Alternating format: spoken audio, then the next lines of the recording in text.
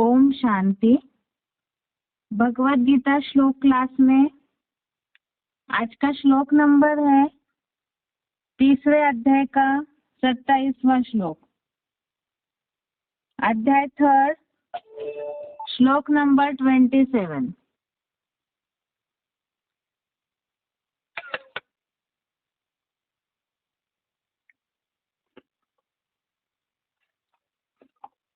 श्लोक है, प्रकृते क्रियमाणानि गुणे कर्माणि सर्वशः अहंकार विगुणात्मा कर्ताहमिति मन्यते।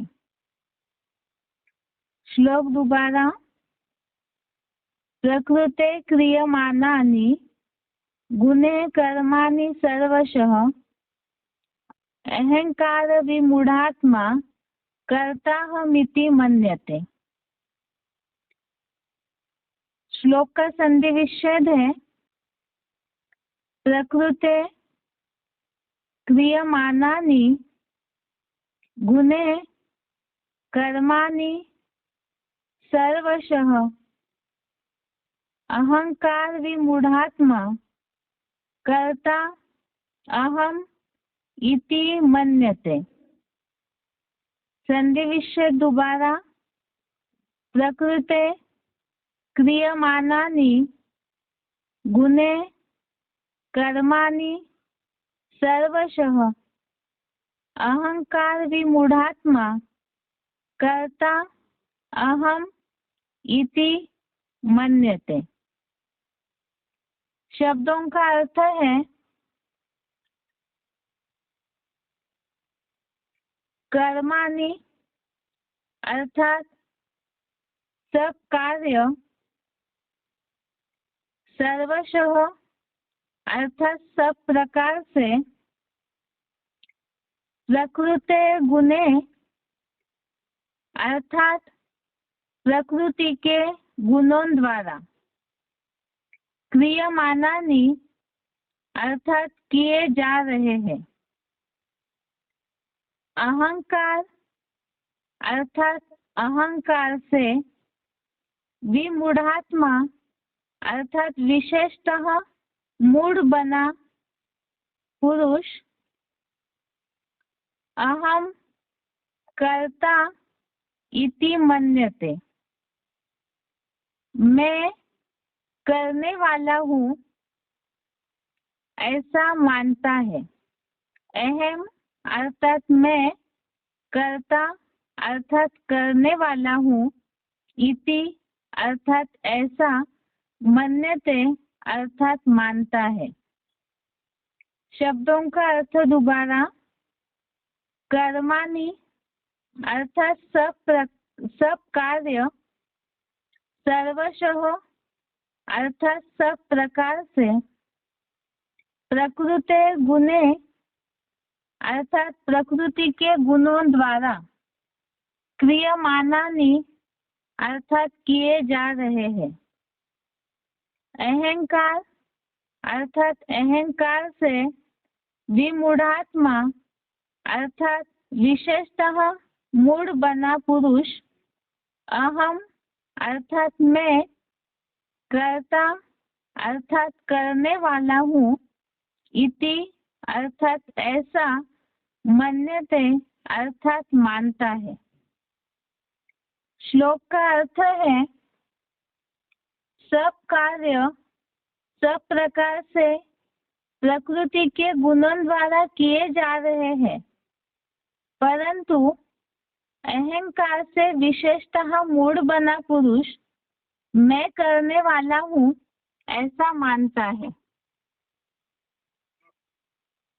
सब कार्य सब प्रकार से प्रकृति के गुणों द्वारा किए जा रहे हैं, परंतु अहंकार से विशेषतः मूढ़ बना पुरुष मैं करने वाला हूँ ऐसा मानता है।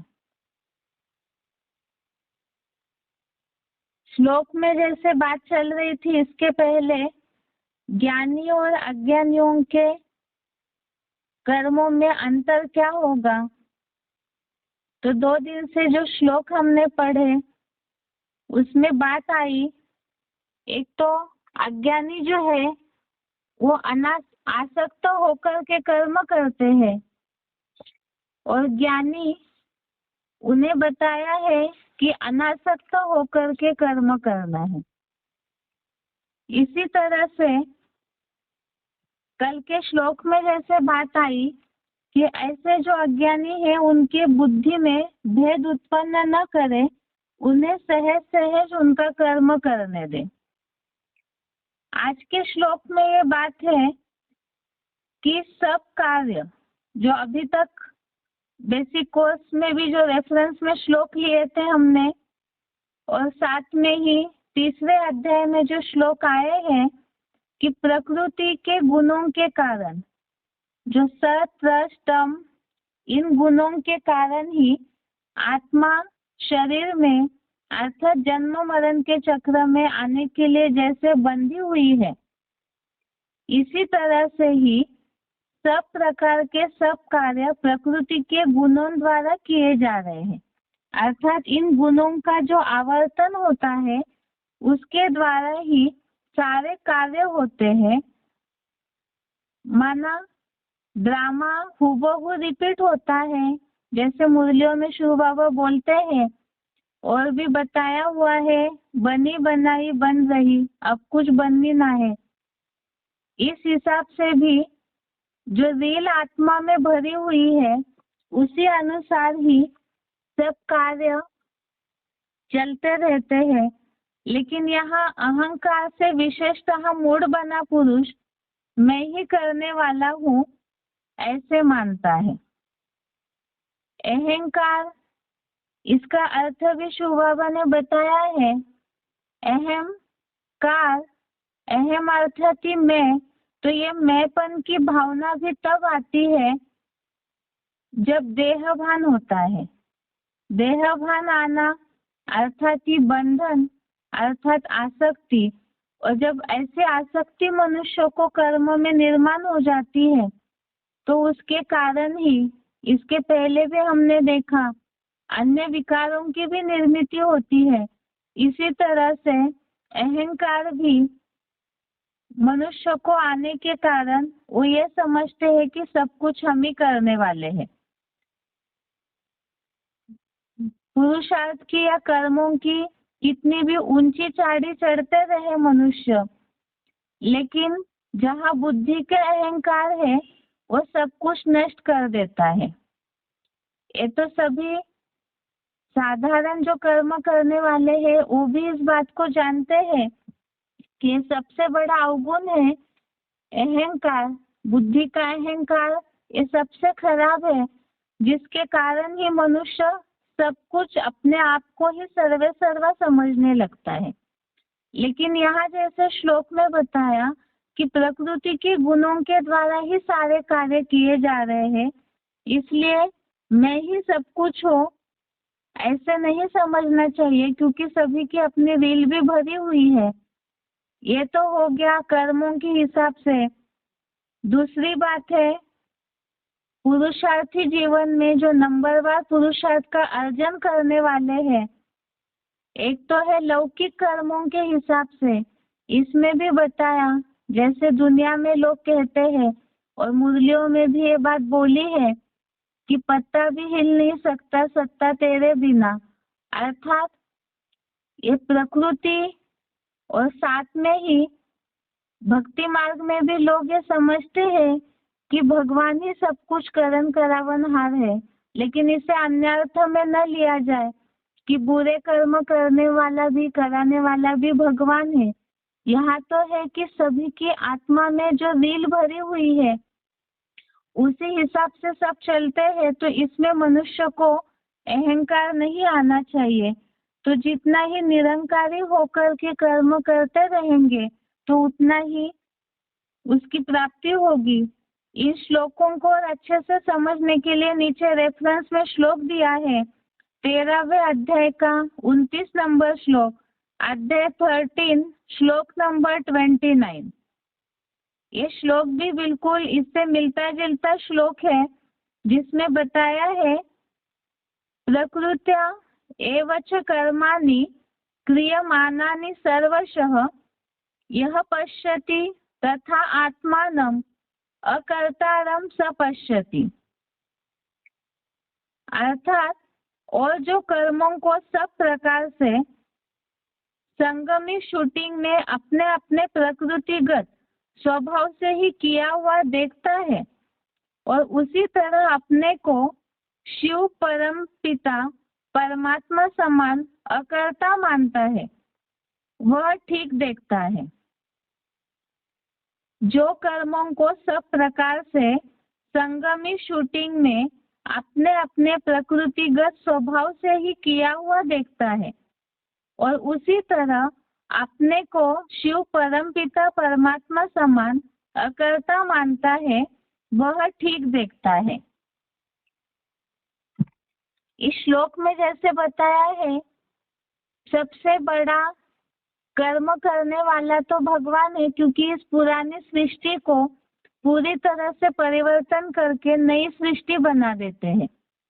लेकिन फिर भी जैसे शिव बाबा मुरलियों में बोलते हैं कि मैं ओबीडियंट सर्वेंट हूँ, और जैसे दुनिया में भी बोला जाता है सब कुछ अपने आप करके अपने आप छिपाया, अर्थात भगवान कभी भी इन सारी बातों का मदार अपने ऊपर नहीं लेते हैं कि मैं ही सब कुछ करने वाला हूँ। भगवान तो सब कुछ बच्चों के ऊपर छोड़ते हैं कि बच्चे ही बाप को प्रत्यक्ष करते हैं, बच्चे ही नई दुनिया स्थापन करते हैं। तो भगवान वास्तव में सारा कार्य कराने वाले होने पर भी वो अकर्ता समझ करके रह जाते हैं। तो इसी तरह से ही मनुष्य भी जो प्रकृतिगत गुणों के कारण या स्वभाव अनुसार ही जो भी कर्म करते हैं, तो उसमें अहम नहीं आना चाहिए, इसलिए क्योंकि ये तो शूटिंग अनुसार प्रकृतिगत गुणों के अनुसार ही ड्रामा हुबहू रिपीट होता है। दूसरी बात, कई बार ये भी होता है कि एक दूसरे को दोष देना, ये भी बातें होती है। इससे रेफरेंस में तो और आगे श्लोक आएंगे ही, लेकिन यहाँ बात केवल है कि प्रकृतिगत गुणों के कारण मनुष्य कर्म करता है, इसीलिए ही मैं ही सब कुछ हूँ ऐसा अहम नहीं आना चाहिए। तो इसका सॉल्यूशन क्या है? पहली बात तो जैसे भगवान का उदाहरण बताया कि वो जैसे अकर्ता बन के रह जाते हैं सारा कार्य करने पर भी, तो वैसे ही मनुष्यों को भी होना चाहिए। और दूसरी बात, 18वें अध्याय का ही 17वां श्लोक, यदि देह अहंकार आता है कि मैं ही करने वाला हूँ, तो हमने अपना मर्तबा खुद ही ले लिया।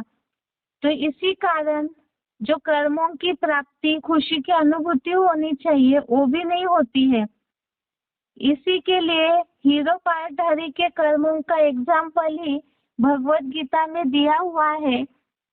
जैसे भगवान निराकार शिव जो है, वो तो जन्म मरण के चक्र में नहीं आते हैं, लेकिन वो जिसके द्वारा अपना सारे कार्य करवाते हैं, तो वो भी अकर्ता की अभोक्ता की स्टेज में कैसे पहुंचते हैं, उसके लिए ही 18वें अध्याय का 17वां श्लोक दिया है।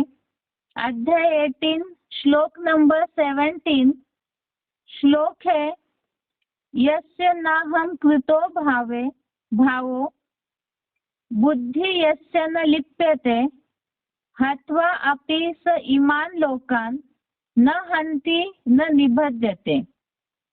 जिसका अहंकार भाव नहीं है, जिसकी बुद्धि एक प्रभु सिवाय कहीं भी संसार में लिप्त नहीं होती, वह इन देहासक्त नास्तिक लोगों को कल्पांतकालीन महाविनाश में मारकर भी नहीं मारता और न बंधायमान होता है जैसे महादेव शंकर।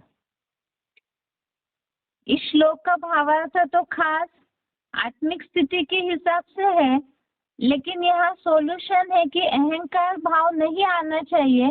तो देह अहंकार आता है, देह भान आता है, तभी अहम आता है, अहंकार आता है। और उसी के कारण ही जो बताया, अहंकारी जो है वो चाहे कितने भी अपने कर्मों की ऊंची स्टेज में चढ़ जाए, तो भी पहाड़ से नीचे गिरने वाली स्टेज है अहंकार की स्टेज।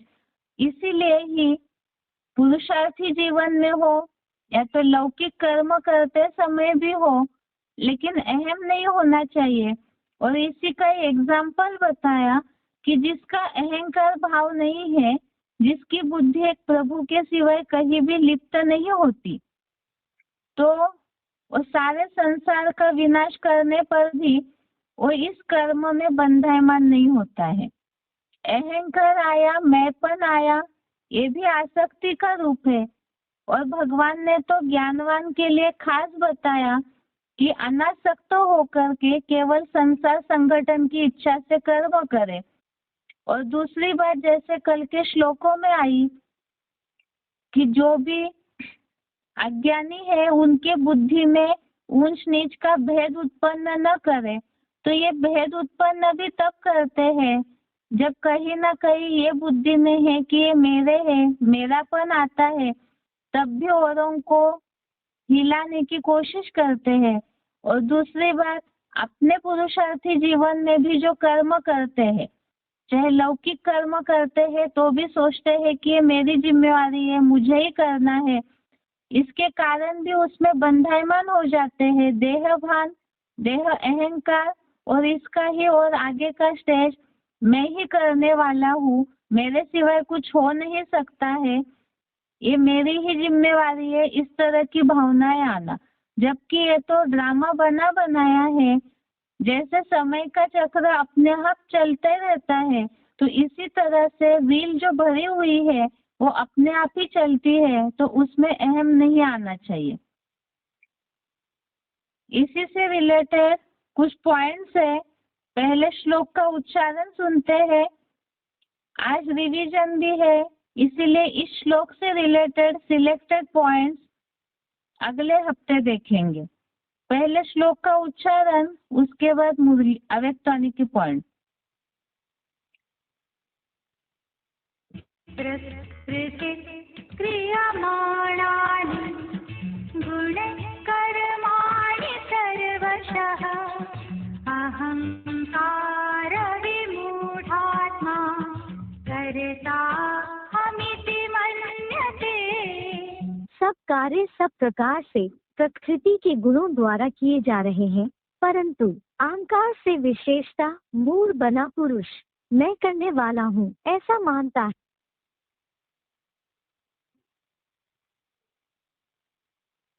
प्रकृति क्रियमाणानि गुणकर्माणि सर्वशः अहंकार विमूढात्मा कर्ताहमिति मन्यते।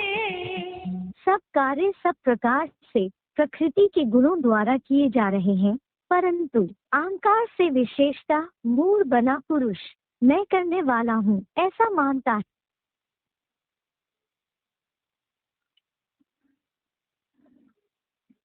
अव्यक्तवाणी का पॉइंट है, अव्यक्तवाणी की तारीख 24 अक्टूबर 1975, अव्यक्तवाणी डेट 24 अक्टूबर 1975। वहाँ प्रवृत्ति में रहते हो, वह भी सेवा अर्थ। घर समझेंगे तो गृहस्थी, सेवाधारी समझेंगे तो ट्रस्टी। गृहस्थी में चारों ओर के कर्म बंधन खींचेंगे, सेवाधारी समझेंगे तो ट्रस्टीपन में मेरापन खत्म होगा। गृहस्थी में मेरापन होता है, मेरापन बहुत लंबा है। जहाँ मेरापन है वहाँ बाप नहीं हो सकता, जहाँ मेरापन नहीं वहाँ बाप है। गृहस्थीपन में हद के अधिकारी बन जाते हो, मेरा माना जाए, मेरा सुना जाए, मेरे प्रमाण चलना चाहिए। जहाँ हद का अधिकार है वहाँ बेहद का अधिकार खत्म हो जाता है। अब बीती को बीती करके फुल स्टॉप लगाते जाओ, फुल स्टॉप बिंदी होता है। पॉइंट दोबारा, अव्यक्तवाणी की तारीख 24 अक्टूबर 1975, वहाँ प्रवृत्ति में रहते हो, वहाँ वह भी सेवा अर्थ। घर समझेंगे तो गृहस्थी, सेवाधारी समझेंगे तो ट्रस्टी। गृहस्थी में चारों ओर के कर्म बंधन खींचेंगे, सेवाधारी समझेंगे तो ट्रस्टीपन में मेरापन खत्म होगा। गृहस्थी में मेरापन होता है, मेरापन बहुत लंबा है। जहाँ मेरापन है वहाँ बाप नहीं हो सकता, जहाँ मेरापन नहीं वहाँ बाप है। गृहस्थी में हद के अधिकारी बन जाते हो, मेरा माना जाए, मेरा सुना जाए और मेरे प्रमाण चलना चाहिए। जहाँ हद का अधिकार है वहाँ बेहद का अधिकार खत्म हो जाता है। अब बीती को बीती करके फुल स्टॉप लगाते जाओ, फुल स्टॉप बिंदी होता है। तो यहाँ जैसे बात आई, कल के पॉइंट्स में भी हमने देखा था कि अपने घर गृहस्थी को सेवा का स्थान समझना है, लेकिन अगर देह का भान है तो देह के साथ देह के संबंधी भी याद आते हैं और वहाँ ही कर्म बंधन खींचेगा और मेरापन की भावना आती है। जब देहवान होने के कारण ही मेरेपन की भावना आती है, तो फिर ये सारी बातें ही उसमें बन जाती है कि मेरा माना जाए, मेरा सुना जाए। और जब नहीं होगा ऐसे तो उसमें भी देह का अहंकार कहीं ना कहीं टकराता है। इसीलिए बोला है कि अहंकार के कारण विशेष मूड बना पुरुष, अर्थात मूड बनने के कारण बुद्धि नष्ट हो जाती है और जिस तरह से अमानत समझना चाहिए, सेवा का स्थान समझना चाहिए, वो नहीं समझते हैं। ये तो लौकिक गृहस्थी के हिसाब से भी हो गया। और अलौकिक में जिस बेहद परिवार से हम जुड़े हुए हैं वहाँ भी जो सेवाएं मिलती है, तो सेवा को भी निमित्त समझ, दृष्टि समझ करके करना है, क्योंकि तमोप्रधान आत्मा तो सेवा का कार्य कर ही नहीं सकती है। शिव बाबा का कार्य है सारा नई दुनिया में परिवर्तन करना पुरानी दुनिया का, तो वो तो अपने आप ही सारा कार्य करवाते हैं, लेकिन बच्चों को निमित्त बनाया है क्योंकि बच्चों को नई दुनिया में जाना है। लेकिन ये भावना न होने के कारण सेवा करते समय भी कहीं देहभान आ जाता है, तो वहाँ मेरी सेवा या मेरेपन की भावनाएं जो आती है, वहाँ निमित्त भाव, निर्माण भाव, दृष्टिपने का भाव जो है खत्म हो जाता है। और जहाँ मैं और मेरापन आया वहाँ अहम आया, और अहम आया तो बुद्धि जो है मूड बना पुरुष बोला है, और अहंकार जो है वो नीचे गिरा देता है। जो अवस्था महसूस होनी चाहिए वैसी अवस्था महसूस नहीं होती। इसीलिए बताया कि जो भी है और ड्रामा प्लान अनुसार सब कुछ रिपीट होता है, ये बात बुद्धि में होनी चाहिए। जिसके लिए इसके पिछले हफ्ते के श्लोकों में बात आई थी परिवार पर निश्चय की, और यहाँ बात है ड्रामा पर निश्चय की। अगर कुछ बुरा भी हो रहा है तो भी रील घूम रही है, और अच्छा भी होता है तो भी रील घूम रही है, जिसके लिए ही इन सारे श्लोकों का हेडिंग ही दिया हुआ है, राग द्वेष रहित होकर के कर्म के लिए प्रेरणा। अर्थात बुद्धि का कांटा स्थिर रहे, जैसे भी ड्रामा अनुसार हो रहा है तो ड्रामा पर निश्चय रख करके चलते रहेंगे तो कर्मों में कहीं भी आसक्ति नहीं आएगी, और जितना अनासक्त भाव उतना ही ईश्वरीय कार्य में मददगार बने रहेंगे। ये आज का श्लोक हो गया। अभी आगे इस हफ्ते के श्लोकों आगे और एक इस श्लोक से रिलेटेड पॉइंट है। अव्यक्तवाणी की तारीख है 22 जुलाई 72।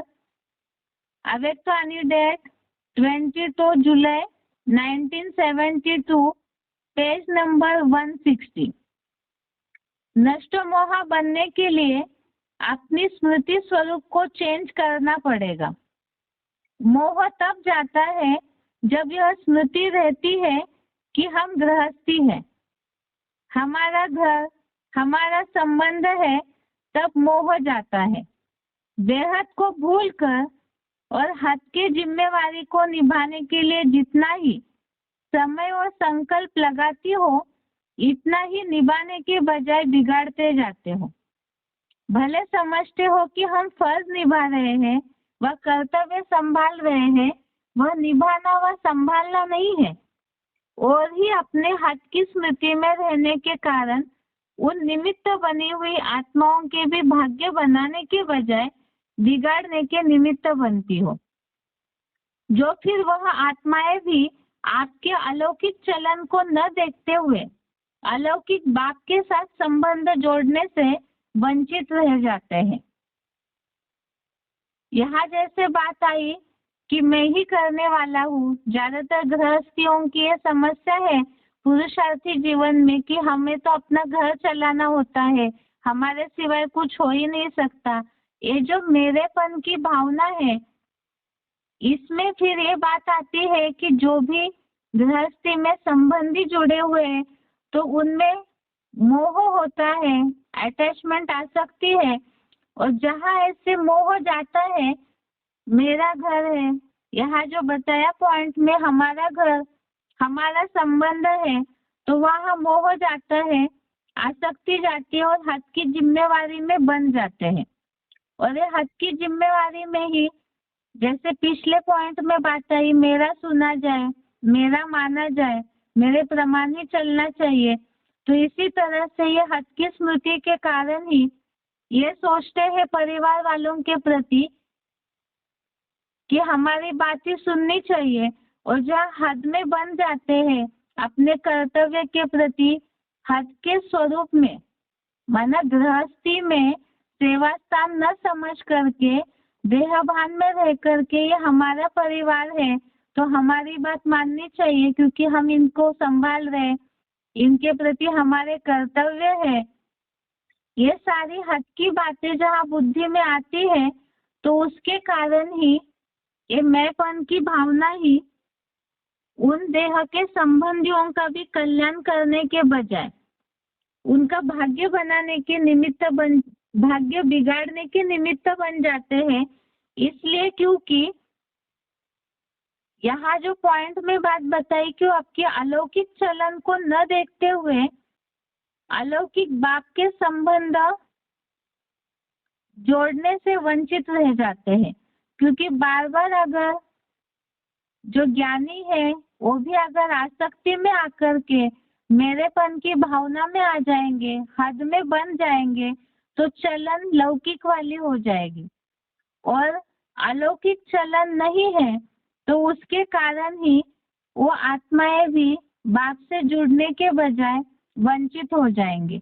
इसीलिए ही बताया कि एक तो कल के श्लोक में जो बात आई अज्ञानियों में ऊंच नीच का भेद निर्माण न करे, और आज के श्लोक में जैसे बात आई कि सब प्रकार के सब कार्य जो है प्रकृति के गुणों द्वारा किए जा रहे, अर्थात सब कुछ बना बनाया है, अपने समय पे ही वो रील प्ले होगी और रील घूमेगी, इसीलिए ही सब कुछ हम ही करने वाले हैं ऐसे समझ करके और किसी को बंधन में न बांधे, जिससे कि और आत्माएं बाप से मिलने से भी वंचित हो जाए।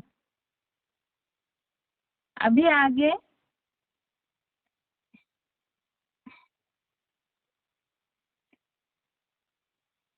इस हफ्ते के रिवीजन, कल के श्लोक टेस्ट के लिए श्लोक नंबर है तीसरे अध्याय का श्लोक नंबर 23 से लेकर के श्लोक नंबर 27 तक, अध्याय 3 श्लोक नंबर 23 से श्लोक नंबर 27। इसमें पिछले हफ्ते पहले जो श्लोक हमने देखे 23 और 24, 17 से 24 नंबर के श्लोक के लिए हेडिंग था, अर्थात जो टॉपिक था श्लोकों का, भगवान और ज्ञानवान के लिए भी लोक संग्रहार्थ कर्मों की आवश्यकता। भगवान और ज्ञानवान के लिए लोक संग्रहार्थ कर्मों की आवश्यकता, अर्थात लोगों का संगठन संग्रह अर्थात ही संगठन, लोगों को संग्रहित करना, संगठित करना, इकट्ठा करना। तो ऐसे इकट्ठा करने हेतु, लोगों का संगठन बनाने हेतु कर्म करने की आवश्यकता। तो आवश्यकता क्यों है? क्योंकि नई दुनिया का, नए विश्व का निर्माण करना है। और उसके लिए क्या कर्म करना है? पिछले हफ्ते के श्लोकों में हमने देखा था, जैसे श्रेष्ठ जैसा आचरण करते हैं वैसे ही और अनुगामी करते हैं। भगवान को कुछ भी पाने के योग्य है ही नहीं, क्योंकि वो तीनों लोकों के स्वामी है, त्रिकालज्ञ है, तो भी वो कर्मों में अनासक्त होकर के लगे हुए हैं। इसी तरह से ही तीसरे अध्याय का 23वां श्लोक है, इसमें लोक संग्रह अर्थ भगवान क्या कर्म करते हैं और अगर वो नहीं करेंगे तो क्या होगा, वो बात बताई है। यदि हेयम न वर्तेयम जातु कर्मणि तन्वितः मम वर्तमानु वर्तन्ते मनुष्यः पार्थ सर्वशः। अर्थात क्योंकि यदि मैं कदाचित कर्मों में आलस्यहीन होकर लगन पूर्वक न लगा रहूं, तो हे पार्थ, संसारी लोग सब प्रकार से मेरा मार्ग ही पकड़ेंगे। अर्थात श्रेष्ठ भगवान जिसके द्वारा कार्य करते हैं तो उन्हें कर्म करना जरूरी है। वो भी अनासक्त भाव से वो कर्म करते हैं। अगर भगवान कर्म न करें तो बताया कि यदि मैं कदाचित आलस्यहीन होकर लगन पूर्वक कर्मों में न लगा रहूं तो संसारी लोग सब प्रकार से मेरा ही मार्ग पकड़ेंगे। अर्थात अगर भगवान भी आलस करे, आलस्यहीन बन जाए, तो उसी तरह से लोग भी उनके ही कर्मों का अनुसरण करेंगे। इसीलिए ही भगवान कर्मों का फाउंडेशन डालते हैं, जो बोला हुआ है मम वर्तमानु वर्तन्ते मनुष्यः पार्थ सर्वशः। तो भगवान ही संगम युग पर आकर के सारे ही सृष्टि के कर्मों का, परंपराओं का फाउंडेशन डालते हैं, जिन्हें हमने सिलेक्टेड पॉइंट्स में सुना था। जैसे कि बड़े बच्चे को ही वर्षा मिलता है अपने पिता से, या तो अन्य पर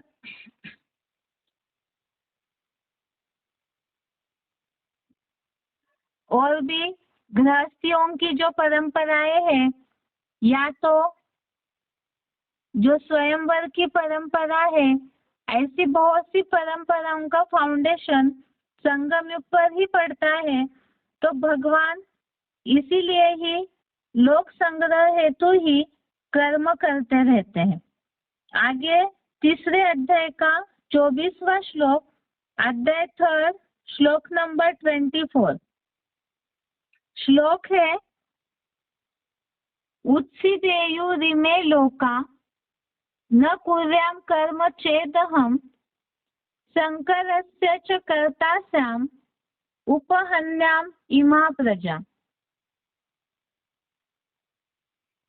अर्थ है, मैं विश्व नवनिर्माणार्थ श्रेष्ठतम संगठन का कार्य न करूं तो ये सुख दुख शांति धाम के लोक नष्ट हो जाए और मैं ऋषिवंशी यादव क्रिश्चियन जैसी वर्ण संकर प्रजा का कर्ता बनूं और इस नोधा ब्राह्मणों की नो नातीय प्रजा का भी विनाशकारी बनूं।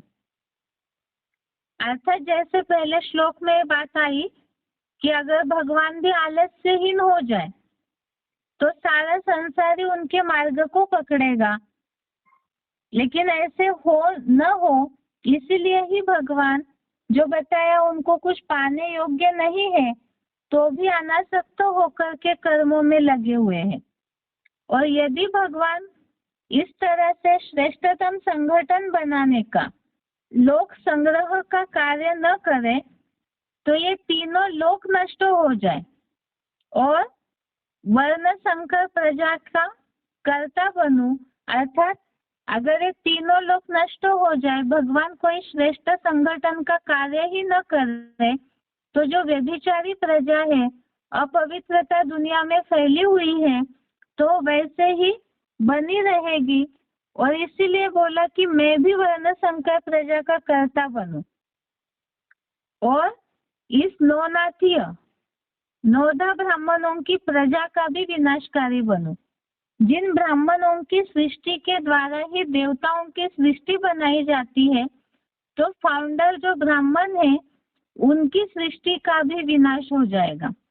इसीलिए ही भगवान को नई दुनिया की स्थापना का कार्य करना जरूरी है।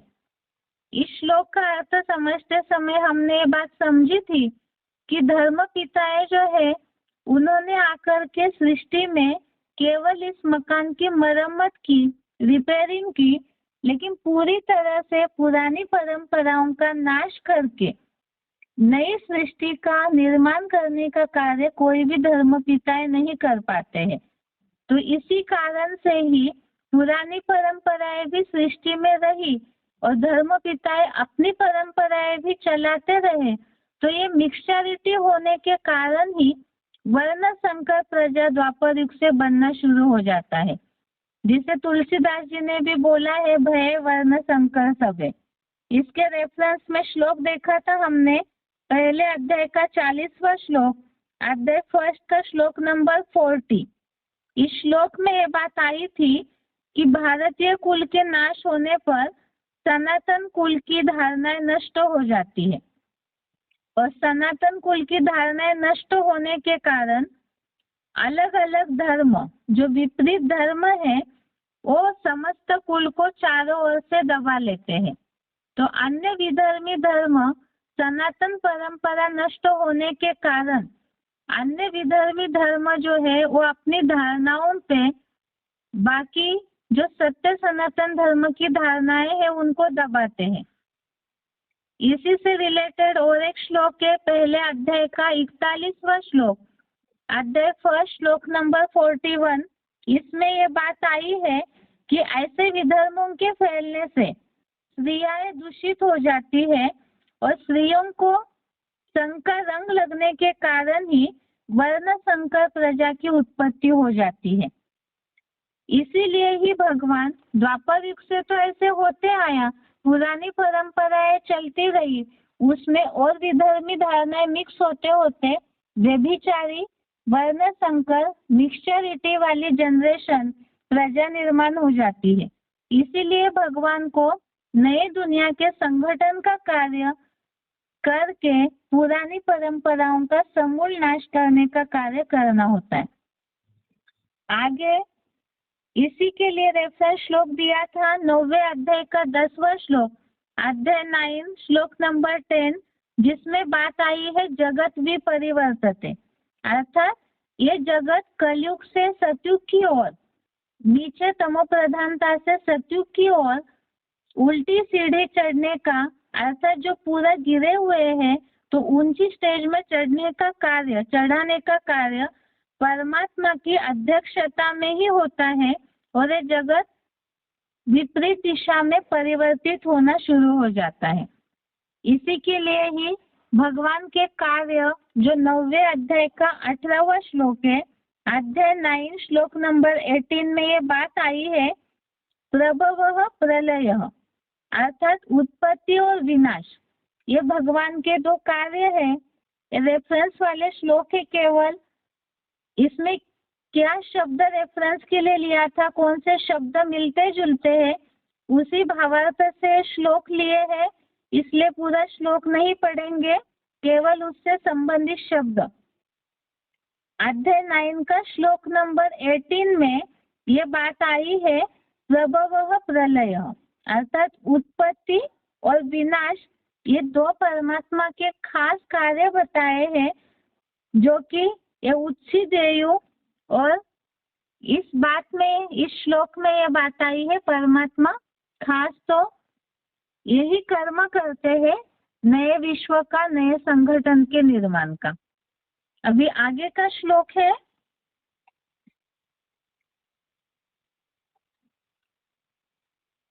तीसरे अध्याय का 25वां श्लोक, अध्याय 3 श्लोक नंबर 25। यहाँ पे श्लोक का हेडिंग या श्लोक का टॉपिक, श्लोक का विषय चेंज हो रहा है 25 से लेकर 35 तक। श्लोक नंबर 25 से श्लोक नंबर 35 तक श्लोकों में हेडिंग है अज्ञानी और ज्ञानवान के लक्षण तथा राग द्वेष से रहित होकर कर्म करने के लिए प्रेरणा। इसमें खास किस तरह से ज्ञानवान को कर्म करने चाहिए वो बातें बताई है। राग द्वेष से रहित होकर कर्म की प्रेरणा। 25वां श्लोक है सक्तः कर्मण्य विद्वांसो यथा कुर्वन्ति भारत कुर्यात् विद्वान तथा सक्तः चिकीर्षु लोक संग्रहम। अर्थात हे विष्णुवत भरतवंशी, अज्ञानी लोग जैसे कर्म में आसक्त हो कर्म करते हैं, वैसे ही ज्ञानी अनासक्त हो संसार संगठन की इच्छा से कर्म करे। तो इसमें खास बताई है, जैसे हेडिंग में बात आई है राग द्वेष से रहित होकर कर्म करने के लिए प्रेरणा, तो यहाँ यही बात बताई, अज्ञानियों की निशानी बताई कि वो जैसे देह के संबंधी भौतिक दुनिया इसमें ही आसक्त होकर के कर्म करते हैं, और अज्ञानियों के लिए खास लक्ष्य बताया, ज्ञानियों के लिए खास लक्ष्य बताया है अनासक्त हो संसार संगठन की इच्छा से कर्म करें। और वो भी कैसे, राग द्वेष से रहित, अर्थात न आसक्ति हो, अटैचमेंट भी न हो, और द्वेष अर्थात घृणा भी न हो। तो ये दोनों भी न हो, बुद्धि का बैलेंस, मन बुद्धि का स्थिर रहे, ऐसे अनासक्त होकर के केवल जो भगवान का कार्य है विश्व नवनिर्माण का संगठन, तो ऐसे संसार संगठन की इच्छा से ही कर्म करे। इससे रिलेटेड पॉइंट्स हमने सुने थे कि संगठन बनाने के लिए भगवान को मददगार बनना है तो अनासक्त होना अर्थात ही बेहद के वैरागी होना, और बेहद के वैरागी के लिए ही सिलेक्टेड पॉइंट में हमने सुना था जहाँ प्यूरिटी है वहाँ यूनिटी है। तीसरे अध्याय का 26वां श्लोक, अध्याय 3 श्लोक नंबर 26। न बुद्धि भेदम जनयेत अज्ञानाम कर्म संगीनाम जोशयेत सर्व कर्माणि विद्वान युक्तः समाचरन्। मेरे द्वारा 4 वर्णों में विभक्त हुए कर्मों में आसक्त अज्ञानियों की बुद्धि में ऊंच नीच का भेद उत्पन्न न करे, अपना अपना सहज कर्म करने दे। कर्म योगी विद्वान स्वयं भी सदा कोई भी वर्ण के सब कार्यों को भली भांति करते हुए रुद्र ज्ञान यज्ञ सेवा में लगाए। इसमें खास बात बताई कि अज्ञानियों का तो निशानी ही है कि आसक्त हो कर्म करते हैं, इसीलिए ही ज्ञानियों का कर्तव्य बताया कि वो ऐसे अज्ञानियों की बुद्धि में ऊंच नीच का भेद उत्पन्न न करे, उन्हें अपना कर्म करने दे। जैसे हमने कल श्लोक समझते समय समझा था कि किसी की भी भक्ति नहीं छुड़ानी चाहिए, क्योंकि भक्ति पूरी हो जाएगी तो अपने आप ही ज्ञान बुद्धि में बैठेगा। साथ में ही गृहस्थ व्यवहार में रहते हुए जो भी अज्ञानी जिनके संबंध संपर्क में हम रहते हैं तो उन्हें 1 बार 2 बार बताएं, लेकिन बार बार उन्हें बोल करके उनकी बुद्धि की स्थिरता को विचलित न करें। और जिस दुनिया में जी रहे हैं, जब उन्हें खुद ही बात समझ आएगी दुनिया में भौतिकता की, दुनिया विनाश होने वाली सब बातें, तो अपने आप ही वो मोल्ड हो जाएंगे। और कर्मयोगी विद्वान अर्थात ज्ञानियों के लिए, पुरुषार्थियों के लिए खास बात बताई कि अनासक्त होकर के जो कर्म करने के लिए मिला हुआ है, कोई भी वर्ण का कर्म अर्थात जो अनिवार्य कर्म करने हैं, जो अंतिम जन्म में हिसाब मिला है, तो वो गृहस्थ व्यवहार को या जो भी जिम्मेवारियां हैं लौकिक अलौकिक और सब कार्यों को भली भांति करते हुए यज्ञ सेवा करते रहे। और आज का श्लोक है 3 अध्याय का 27वां श्लोक। प्रकृते क्रियमाणानि गुणे कर्माणि सर्वशः अहंकार विमूढ़ात्मा कर्ताहमिति मन्यते। सब कार्य सब प्रकार से प्रकृति के गुणों द्वारा किए जा रहे हैं, परंतु अहंकार से विशेषतः मूढ़ बना पुरुष मैं करने वाला हूँ ऐसा मानता है। इसके रेफरेंस में हमने 2 श्लोक देखे, 13वें अध्याय का 29वां श्लोक और 18वें अध्याय का 17वां श्लोक। अध्याय 13 का श्लोक नंबर 29, अध्याय 18 का श्लोक नंबर 17। 13 अध्याय के श्लोक में 29 नंबर श्लोक में यही बात आई कि अपने को कर्ता समझते हैं, जबकि प्रकृति के गुणों के द्वारा ही सब कर्म होते हैं। और इसका सॉल्यूशन बताया, जैसे आत्मिक स्थिति में जो रहते हैं तो वो सारी दुनिया का विनाश करने पर भी हीरो पार्टधारी वो अकर्ता ही है, उस कर्म में बंधायमान नहीं होता है। तो बंधायमान न हो इसीलिए ही आत्मिक स्थिति में रह करके कर्म करे। और ये ड्रामा पर निश्चय की बात बुद्धि में होनी चाहिए कि सब कार्य प्रकृति के गुणों द्वारा किए जा रहे, बनी बनाई बन रही। ये हो गए इस हफ्ते के श्लोक। अभी बेसिक कोर्स।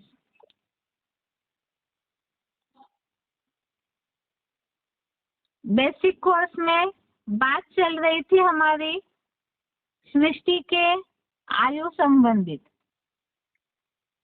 कोई भी गुरु या मनुष्य मात्र सृष्टि के आयु, सृष्टि या काल चक्र का एग्जैक्ट समय नहीं बता पाए हैं। तो अभी हम गीता के आधार से जानना चाहते हैं, देखते हैं कि गीता में क्या प्रूफ मिलते हैं सृष्टि के आयु के। और इसी से संबंधित हमने श्लोक देखे थे। इसमें अभी के लिए केवल 3 श्लोक पढ़े थे, जिसमें बात आई है ब्रह्मा का दिन और रात की, दूसरा है कल्प की और तीसरा है युग की। तो दिन, रात, कल्प और युग, ये तीनों भी शब्द सृष्टि के समय को दर्शाने वाले हैं।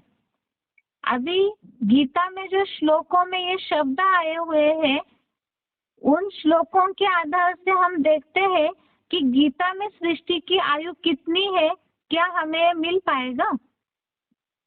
इसमें सबसे पहले है ब्रह्मा का दिन और रात की बात। ब्रह्मा का दिन और रात, इन शब्दों के आधार से जो श्लोक है, इन श्लोकों के आधार से हम देखते हैं कि गीता में सृष्टि की आयु का क्या वर्णन हमें दिखता है। सबसे पहले है भक्ति मार्ग की जो गीता है, उसमें जो श्लोक है, सहस्र युग पर्यंतम अहर्यत ब्रह्मणो विदु रात्रिन युग सहस्रांताम तेहो रात्र विदो जनः। ये 8वें अध्याय का 17वां श्लोक है। अध्याय 8 श्लोक नंबर 17। भक्ति मार्ग की गीता में तो सहस्र युग ऐसे बताया है, और इसमें अहर्यत ब्रह्मणो विदु और रात्रिम युग सहस्रांतम, इसमें ब्रह्मा का दिन और रात, इसमें सहस्र युग अर्थात 1000 वर्ष का युग ऐसे बताया है। बाकी एडवांस में जो किताब छपा हुआ है, उसमें शिव बाबा ने इस बात को सही करके बताया है कि वास्तव में हम ये बात जानते हैं कि भक्ति मार्ग में बहुत सारी गीताओं में इंटरप्रिटेशन हुआ है।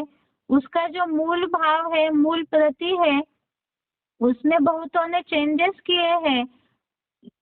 यहाँ पर एडवांस में जो किताब छपा है, उसमें जो श्लोक है वो इस तरह से है, द्विसहस्रार्ध वर्षाणाम अहर्यत ब्रह्मण विदु एतेषां प्रमाणम रात्रिम ते अहोरात्र विदः जनः। जिनके पास बहुत पुराना श्लोक का किताब है उन्हें ये दोनों श्लोक भी दिखने में आएंगे किताब में। बाकी हमें तो जिज्ञासुओं को भक्ति मार्ग में जो गीता में बात आई है उस हिसाब से ही देखना है कि गीता में किस प्रकार से सृष्टि का आयु का वर्णन है। इसीलिए ही ये श्लोक का अर्थ नहीं देखेंगे, केवल श्लोक का शब्द हम देख रहे हैं अभी, जिसमें श्लोक में जो बात आई है अहर्यत अर्थात दिन के लिए और सहस्र युग अर्थात 1000 वर्ष के युग की बात आई और रात्रिम युग सहस्रांतम अर्थात रात्रि भी 1000 वर्ष की बताई हुई है। अभी आगे देखते हैं इसमें कि इन शब्दों को लेकर के क्या हम सृष्टि की आयु समझ पाएंगे। इसमें सबसे पहली बात है कि ब्रह्मा का दिन और रात 1000 वर्ष का बताया हुआ है। अभी केवल 1000 वर्ष का युग, इस शब्द मात्र से ही सृष्टि की आयु का क्लियरेंस या सृष्टि या काल चक्र कितने समय का है ये हमें स्पष्ट नहीं समझ में आएगा। जिज्ञासुओं को हो सकता है सृष्टि चक्र का चित्र जो है वैसे ही बहुतों को कठिन लगता है समझने में, लेकिन थोड़ा इसे ध्यान से गहराई से मनन करेंगे तो जरूर ये बात समझेंगे, क्योंकि हम जितना समझेंगे उसी आधार से ही जिज्ञासुओं को भी समझा पाएंगे। तो ब्रह्मा का दिन और ब्रह्मा की रात, इसमें सहस्र युग ये शब्द आया हुआ है तो 1000 वर्ष का युग, लेकिन केवल 1000 वर्ष के युग इस शब्द से सृष्टि की आयु में कितनी है एक्यूरेट वो स्पष्ट नहीं हो रही है बात। अब इसमें शास्त्रों में तो कई जगह ये बात आई हुई है कि 4 युग है, लेकिन यहाँ श्लोक में कितने युग है ये बात स्पष्ट नहीं आई। वो सृष्टि कितने युगों को मिलके बनी है ये सारी बातें कुछ भी स्पष्ट नहीं है। हाँ, लेकिन गीता में शब्द जरूर आया है संभवामि युगे युगे। इस हिसाब से एक युग से ज्यादा युग है ये बात तो समझ में आ रही है, लेकिन कितने युगों को मिला करके सृष्टि पूरी होती है या काल चक्र एक्यूरेट कितने वर्ष का है वो बात अभी भी अधूरी है। इसीलिए ही हमें अभी ब्रह्मा का दिन और रात ये 2 शब्दों से इतना समझ में आया कि 1000 वर्ष का युग है और ये दिन और रात से जुड़ा हुआ है। लेकिन इसका ब्रह्मा के दिन और रात का 1000 युगों का जो वर्णन आया है इसका और सृष्टि की आयु माना काल चक्र, इससे क्या संबंध है, इससे और कुछ स्पष्ट होता है क्या देखते हैं।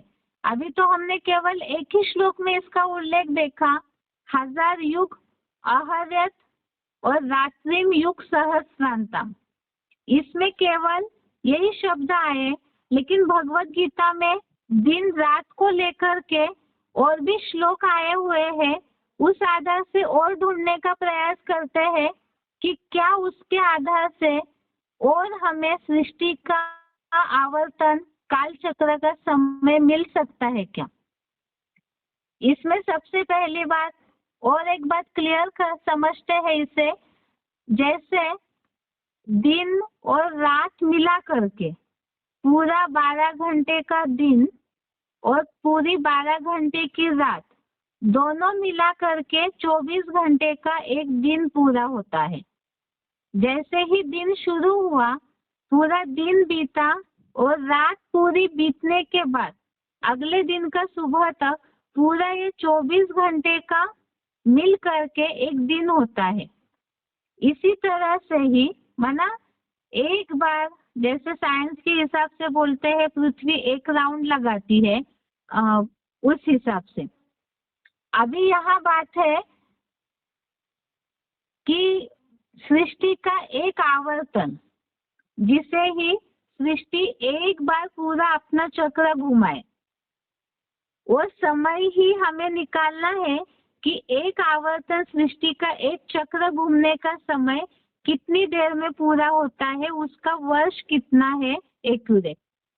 अभी इसमें गीता में जो और उल्लेख आया है ब्रह्मा का दिन और रात और काल चक्र का संबंध से संबंधित दिन और रात को लेकर के गीता में और एक श्लोक है, 8वें अध्याय का ही 18वां श्लोक, अध्याय 8 श्लोक नंबर 18। इसमें ये बात आई है, अव्यक्तात् व्यक्तः सर्वा प्रभवन्ति अहरागमे रात्रयन्ते प्रलीयन्ते तत्रैव अव्यक्त संज्ञके। इसमें पूरे श्लोक के भावार्थ देखिए, दिन आने पर, ब्रह्मा का स्वर्गीय दिन आने पर निराकारी अव्यक्त धाम आत्मलोक से सभी प्राणी इस सृष्टि पर, यहाँ सृष्टि में आते हैं।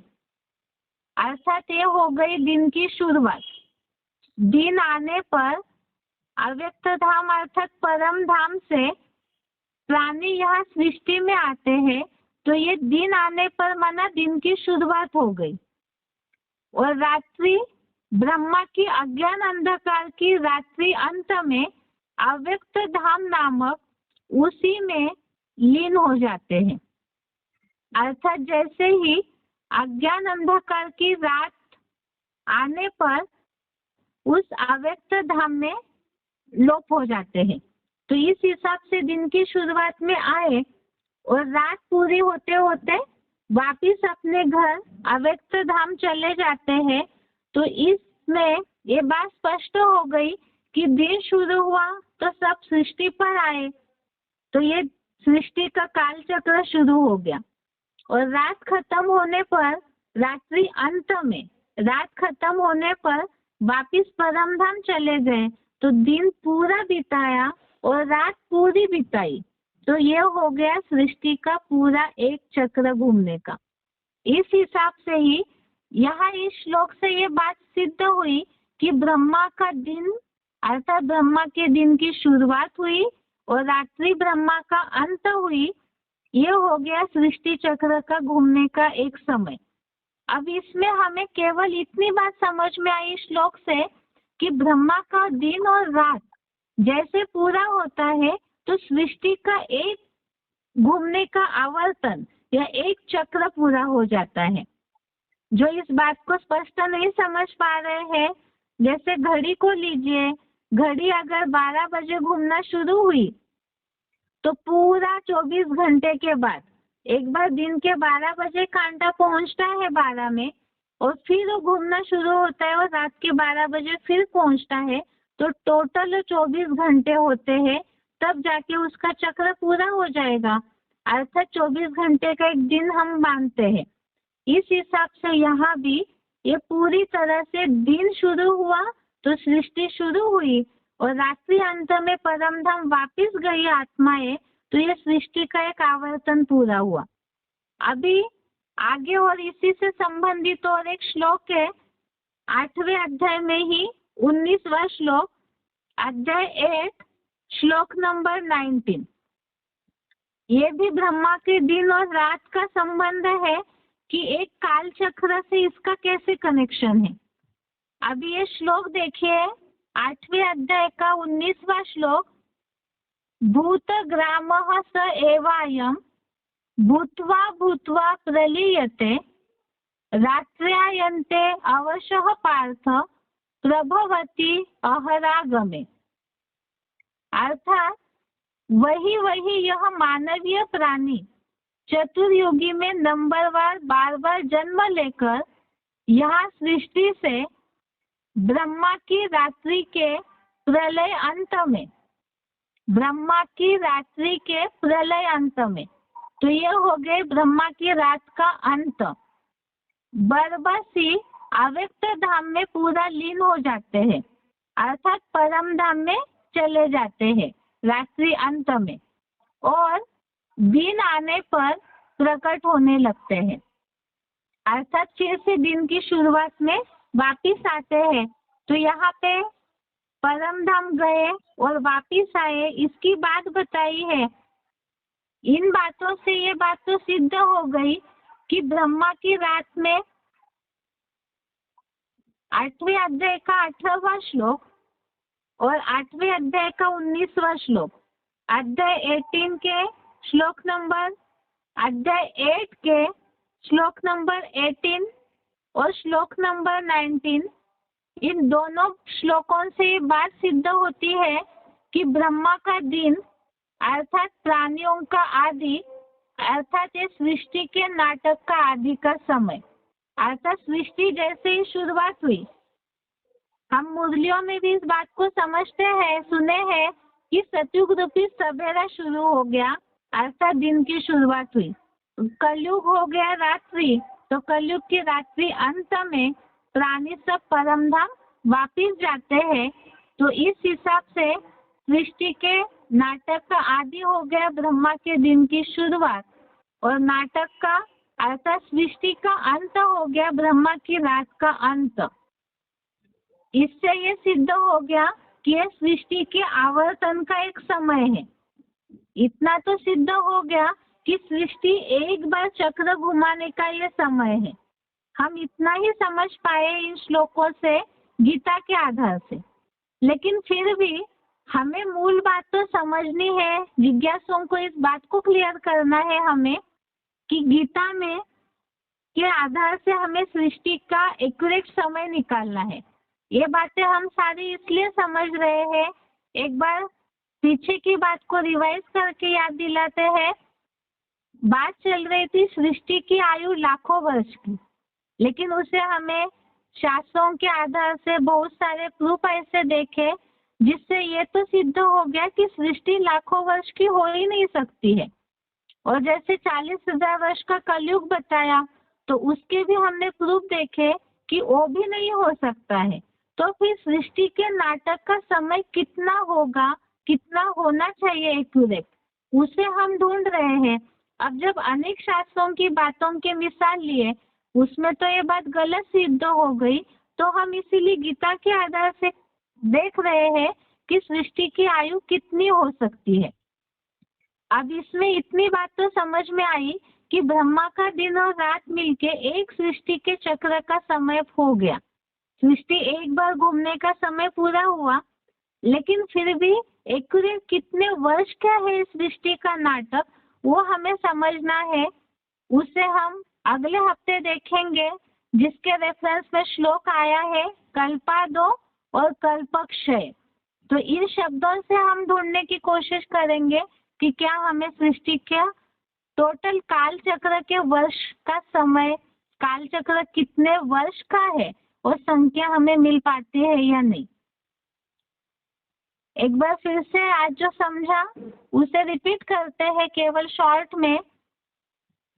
जैसे कि सृष्टि का काल चक्र हमें समझना है, तो इसमें हमने देखा है 8वें अध्याय के 17वें श्लोक में बात आई है सहस्र युग और रात्रि युग सहस्रांतम, अर्थात भगवत गीता में 1000 वर्ष का युग ये बात आई है, और ब्रह्मा का दिन और रात 1000 वर्ष इस तरह से उल्लेख आया है। लेकिन इस बात से ये बात स्पष्ट नहीं हो सकती है कि ब्रह्मा के दिन और रात और युगों का क्या संबंध है। तो इसमें केवल ये बात स्पष्ट हो गई कि ब्रह्मा का दिन और रात और 1000 युग, ये शब्द हमने पकड़े हैं। अभी आगे की बात है, शास्त्रों में तो अलग अलग युग बताए हुए हैं और युगों की आयु को भी उन्होंने गुना करके ज्यादा बताया है, लेकिन हमने अभी तक इन बातों की सिद्धता देखी है, प्रूफ देखे हैं कि सृष्टि लाखों वर्ष की नहीं है, या ये जो गुना करके दिव्य वर्ष की बात बताई है वो भी गलत हो गई।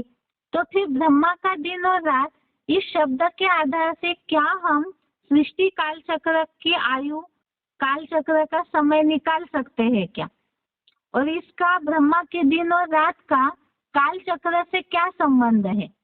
इसे समझने के लिए ही हमने 8वें अध्याय का 18वां श्लोक देखा। इसमें बात आई है 8वें अध्याय के 18वें श्लोक में कि ब्रह्मा का दिन आने पर सभी प्राणी यह सृष्टि में आते हैं। ये दिन की शुरुआत हो गई और रात्रि अंत में अव्यक्त धाम में लीन हो जाते हैं। तो दिन की शुरुआत हुई, दिन आने पर प्राणी सृष्टि पर उतरे और रात आने पर रात के अंत में अव्यक्त धाम अर्थात परम धाम गए। इसे हमने इस तरह से समझा था कि टोटल 24 घंटे का दिन होता है। पूरा 24 घंटे का एक आवर्तन, एक चक्र पूरा होने पर हम उसे दिन मानते हैं एक, तभी अगली तारीख गिनना शुरू होता है। इसी तरह से ही सतयुग रूपी सवेरा अर्थात दिन की शुरुआत हुई। अब जिज्ञासुओं को तुरंत ये बात स्पष्ट नहीं बोल सकते, ज्ञान में चलने वाले सतयुग कलयुग ये बात जानते हैं। बाकी हमें तो केवल लक्ष्य है सृष्टि की आयु या काल चक्र के वर्ष निकालना है, उस बात को सिद्ध करना है कि आखिर सृष्टि की आयु कितनी होनी चाहिए। इस हिसाब से यहाँ ब्रह्मा का दिन की शुरुआत हुई अर्थात दिन शुरू हुआ और रात्रि अंत में अर्थात एक काल चक्र या एक पूरा आवर्तन का ये समय हो गया। दिन की शुरुआत और रात का अंत, दिन की शुरुआत हुई अर्थात पूरा दिन बीता, रात बीती और रात के अंत में प्राणी परम धाम वापिस लौटते हैं। इस हिसाब से काल चक्र का एक आवर्तन, एक चक्र घूमने का समय हुआ। आगे फिर 8वें अध्याय के ही 19वें श्लोक में भी यह बात आई है, रात्रि के अंत में प्राणी परम धाम में लीन हो जाते हैं और दिन आने पर इस सृष्टि पर प्रकट होते हैं। तो इन श्लोकों से ये बात तो हमने सिद्ध की, यह समझी कि दिन और रात इसका कनेक्शन, ब्रह्मा का दिन और ब्रह्मा की रात, इसका संबंध सृष्टि चक्र या काल चक्र का एक चक्र घूमने से है, पूरा एक आवर्तन पूरा होने से है। लेकिन इससे भी, क्योंकि गीता में स्पष्ट रीति से कितने युग है ये बातों का उल्लेख नहीं देखा है, इसीलिए हमें सृष्टि की आयु पहले निकालने के लिए और शब्द ढूंढने पड़ेंगे और ऐसे संदर्भ ढूंढने हैं जिससे ये पता चले कि सृष्टि की आयु कितनी है। तो उससे हम अगले हफ्ते देखेंगे। आज के लिए यहाँ तक ही। ओम शांति।